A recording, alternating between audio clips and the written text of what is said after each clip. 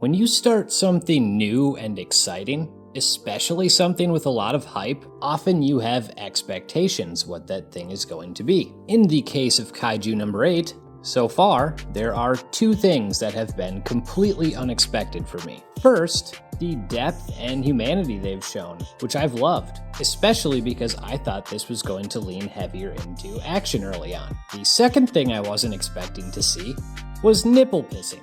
Through these first two episodes, I've been really encouraged by what we've seen, and I have to say, the Crunchyroll countdown being a weekly thing is such a good way to get hyped up for these episodes. Hopefully they experiment doing other things like that for other anime, because for this, it just works. As far as this episode goes, obviously we ended with the hook from last week that Kafka is a kaiju now, and Mina is on the prowl. So we open up with Kafka and Ichikawa on the run, which as someone who longs to be a fugitive, I always love to see. And everything about this worked for me.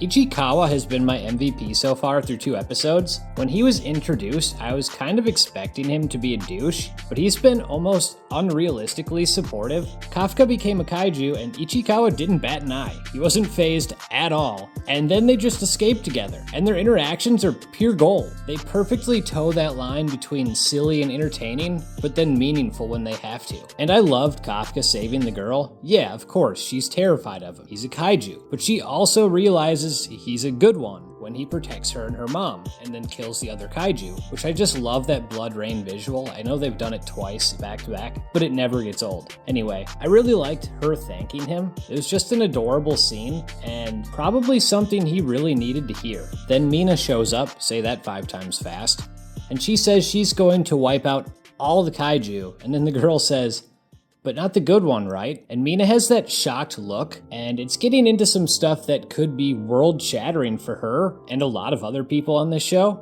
in this world, and I'm here for it. It reminds me of Danmachi, where they learn not all monsters are evil, but people are so predisposed to thinking that it's this big moral dilemma for everyone, and I see this taking a similar route, which I like. I thought Kafka passing the test, which was kind of another touching moment, would have been handled more seriously, but then you realized he's already passed that part before and it all makes sense. It's the part going ahead that's going to be tough. I imagine we're going to see exactly why he failed here pretty quickly. And Shinomiya is weird. She believes in numerology, and for some reason thinks it's cool to throw company cars 3 spots over and not expect any damage or repercussions from that, and then walks up to Kafka, smells him, and says he smells like a kaiju. She's a quirky girl. I'm kinda hoping this test is like the My Hero Academia Sports Festival, where we get introduced to a lot of cool and quirky characters, and then different events. I guess we'll see soon. If you've been enjoying these videos, I did do a whole series of episodic reviews on Solo Leveling, so check that out. And lastly, here is the shoutouts for the people who commented on the last video. If you want a shout out next week, just leave a comment below.